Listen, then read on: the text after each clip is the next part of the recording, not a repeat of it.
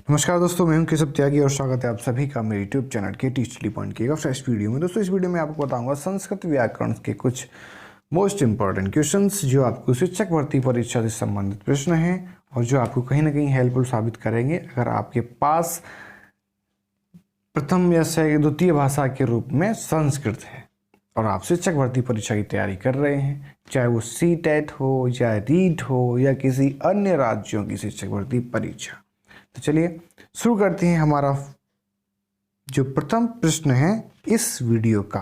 दोस्तों, ये मैं आपको बता दूं, ये हमारी तीसरी वीडियो है जो सेशन स्टार्ट किया है हमने संस्कृत व्याकरण का, जिसमें हम प्रत्येक वीडियो में आपको 10 से 15 महत्वपूर्ण प्रश्न देते हैं। तो इससे पहले हम 2 वीडियो और दे चुके हैं, ये हमारी तीसरी वीडियो है। अगर आपको अच्छी लगे तो 2 और वीडियो हैं, उनको भी जाकर देखें और इसके बाद भी आने वाली हमारी वीडियो और चाहते हैं तो सब्सक्राइब भी कर ले चैनल को, जिससे आपको आगे हमें आने वाली वीडियो आपको मिल जाए। तो चलिए शुरू करते हैं।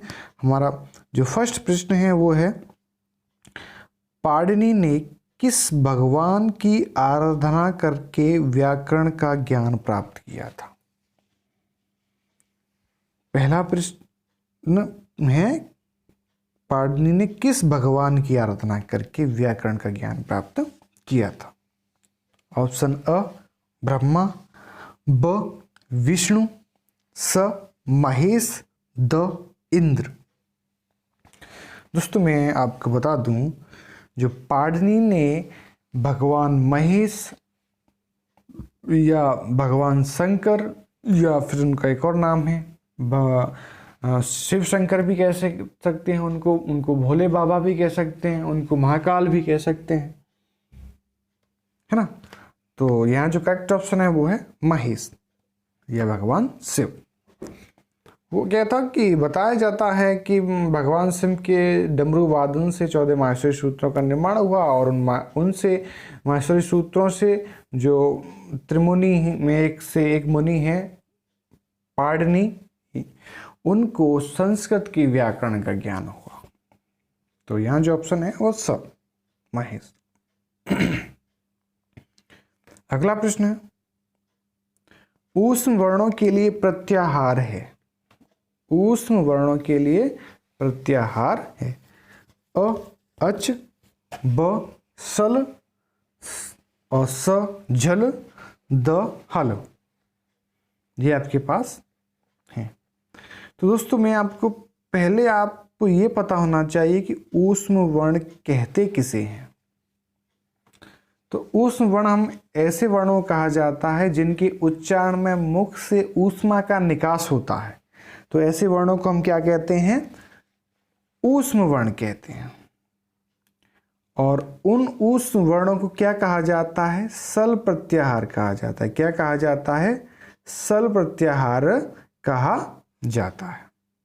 कौन सा प्रत्याहार? सल प्रत्याहार। तो हम आपको यह भी पता होना चाहिए कि सल प्रत्याहार या ऊष्म वर्ण कितने होते हैं। तो ये होते हैं 4। कितने होते हैं? 4। कौन कौन से हैं? अगर प्रश्न में ये पूछ लेता है कौन से हैं, तो वो है क्या? स यानी कि तीनों सकार, स और ह, यानी तीनों सकार स और ह। इनको बोलने से मुख से जो हम बोलते हैं या उच्चारण करते हैं मुख से, तो क्या होता है? ऊष्मा का निकास होता है। आप चाहें तो प्रैक्टिकल करके देख सकते हैं। बोलो मेरे साथ, स ह। तो आपको कैसा लग रहा है कि आपके मुख से एक ऊष्मा निकल रही है, यानी कह सकते हैं वायु है जो घर्षण के साथ निकलती है ना। अगला प्रश्न है, अष्टाध्यायी में कुल कितने अध्याय हैं? देखो, नाम से स्पष्ट हो रहा है अष्टाध्यायी, यानी कितने अध्याय? 8। कितने अध्याय हो गए? 8। और भी इसके बारे में आपको बता दूं, जो अष्टाध्यायी है वो किसकी रचना है? पाणिनि की। किसकी रचना है? पाणिनि की। इसमें टोटल अध्याय कितने हैं? 8। और एक अध्याय में कितने पाद होते हैं? 4। अगर प्रश्न आपको पूछा जाता है कि अष्टाध्यायी में कितने टोटल पाद हैं, तो कितने हो गए? 32। 8 चौक 32। तो किसने प्रश्न क्लियर हुए आपको? एक पूछ क्लियर हुआ अष्टाध्यायी में कितने कुल पाध्याय हैं? 8। किसने की रचना है? पाणिनि की। और कितने पाद होते हैं? टोटल 32। अगला प्रश्न है, अंतस्थों के लिए प्रत्याहार है। अंतस्थों के लिए प्रत्याहार है। कौन सा प्रत्याहार है अंतस्थों के लिए? तो आपको पहले ये पता होना चाहिए कि अंतस्थ किसे कहते हैं। बताइए किसे कहते हैं?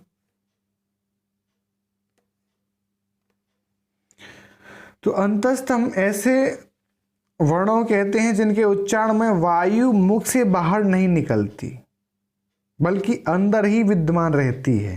तो हम ऐसे वर्णों क्या कहते हैं? अंतस्थ कहते हैं। क्या कहते हैं? अंतस्थ कहते हैं। और इन वर्णों को हम यण प्रत्याहार कहते हैं। कैसा प्रत्याहार कहते हैं? यण प्रत्याहार कहते हैं। कैसा प्रत्याहार? यण प्रत्याहार। और इन अंतस्थ वर्णों की या यण प्रत्याहारों की कितनी संख्या है? 4। कितनी है? 4। कौन कौन से हैं? य, व, र और ल। तो अगर ये पूछता है कि अंतस्थों में कितने वर्ण हैं कुल, तो 4 हैं। कौन कौन से हैं? य, व, र, ल हैं। इनको हम कैसा प्रत्याहार कहते हैं? यण प्रत्याहार कहते हैं। अगला प्रश्न है, सपादश सप्ताध्यायी में कितने पाद हैं? इसका अर्थ होता है 7.25 अध्याय में कितने पाद हैं। यानी जो अष्टाध्याय है उसके 7.25 अध्यायों में कितने अध्याय होते हैं, पाद होती हैं? तो वो होते हैं 29। अगला प्रश्न है,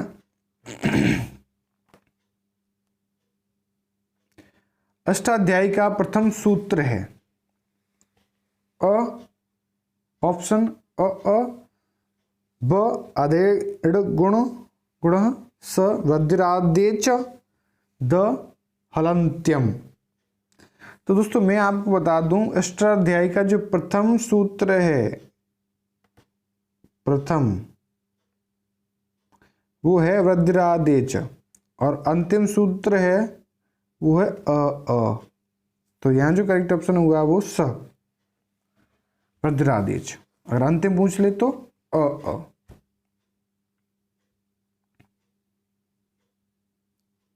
अगला प्रश्न है, माहेश्वर सूत्रों में अंतिम वर्ण की संज्ञा होती है। यानी माहेश्वर सूत्रों में अंतिम वर्ण को किस संज्ञा के नाम से दी जाती है? तो वो दी जाती है इत संज्ञा के नाम से। किससे? इत संज्ञा के नाम। तो करेक्ट ऑप्शन हुआ ओ।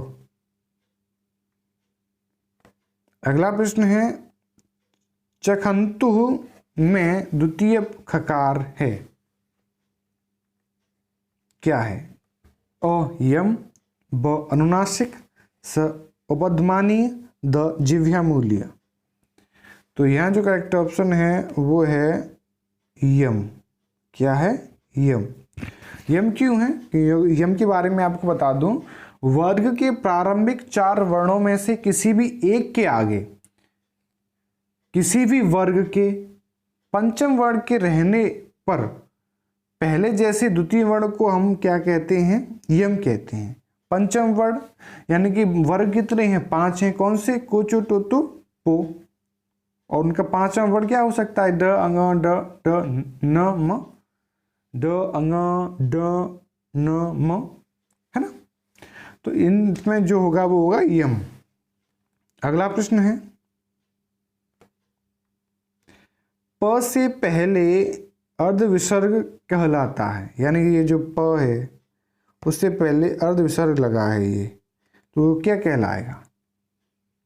ऑप्शन जिह्वामूलीय, ब उपध्मानीय, स यम और द अनुस्वार। तो ये कहलाएगा उपध्मानीय। होता क्या है? प हो या फिर फ हो, इसके पहले अगर अर्ध विसर्ग आ जाता है। जैसे फ के सामने आ गया, ये पहले आ गया अर्ध विसर्ग, और ये प के सामने आ गया, तो ये क्या कहलाता है? उपपद्मानीय कहलाता है। क्या कहलाता है? उपपद्मानीय कहलाता है। अगला प्रश्न है, उदित वर्णों की संख्या है। कितनी संख्या है उदित वर्णों की?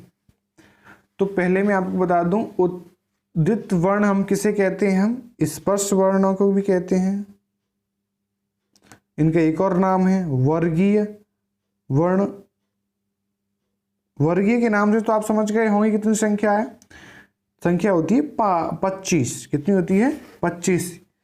हाँ, यानी कि कौन कौन से वर्ग होते हैं? को, चो, टो, तो, पो। और एक वर्ग में कितने वर्ण होते हैं? 5। तो 5 वर्ग हुए, और एक में कितनी संख्या हो गई? 5। तो कितने हुए टोटल? 25। लेकिन हम इसके वर्गीय के वर्ण के नाम से पूछ लेता है तो अक्सर कर छात्र छात्राएं सही कराते हैं प्रश्न को, लेकिन अगर स्पर्श वर्ण या उदित वर्णों के नाम से पूछते हैं तो कई बार भ्रमित हो जाते हैं। तो दोस्तों मैं आपको बता दूं, स्पर्श वर्ण, उदित वर्ण या वर्गीय वर्ण, इन्हीं को कहा जाता है। अगला प्रश्न है, माहेश्वर सूत्रों में स्वर संबंधी सूत्रों की संख्या है। तो दोस्तों माहेश्वर सूत्रों में जो स्वर संबंधी सूत्र हैं वो कौन से सूत्र हैं? अच। और अच कौन से हैं? सूत्र नंबर 1 से 4 तक। तो टोटल संख्या कितनी हो गई? 4। ये अच सूत्र जो हैं उनमें स्वरों का व्याख्यान किया गया है। तो टोटल संख्या हुई 4। अगला प्रश्न है, संस्कृत वर्णमाला में स्वरों की संख्या है। ये प्रश्न थोड़ा सा आपको ध्यान से देखने लायक है और देखना भी चाहिए, क्योंकि अक्सर कर इस प्रश्न को संस्कृत व्याकरण में जो छात्र छात्राएं हैं वो गलत कराते हैं। क्यों? क्योंकि संस्कृत वर्णमाला में कुल स्वर कितने बताए गए हैं? 13। और वहीं अगर माहेश्वरी सूत्रों में हम स्वरों की संख्या के बारे में बात करें तो वहां कितने बताए गए हैं? 9। यानी कि संस्कृत वर्णमाला में नॉर्मल कितने बताए गए हैं? 13। माहेश्वरी में कितने बताए गए हैं? 9।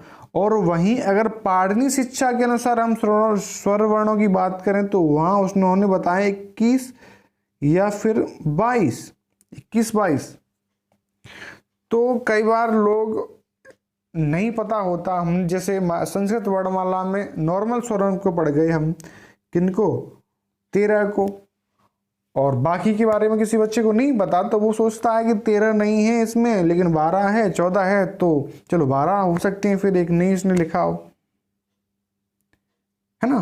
तो ऑप्शनों में ध्यान से देखना है। अगर ऑप्शन में हमको 13 मिलता है तो 13 करना है, 13 नहीं मिलता, हमें 9 मिल जाता है तो 9 को करना है, और अगर ये दोनों में नहीं मिलते 21-22 मिल जाते हैं तो हमें 21-22 करना है। यहाँ हमको देखना है कि ऑप्शन में हमें क्या मिला है। तो ऑप्शन में अ में मिला है 9, ब में मिला है 12, स में मिला है 14 और द में मिला है 16। तो हम यहाँ जो सेलेक्ट ऑप्शन करेंगे वो करेंगे अ, यानी कि 9।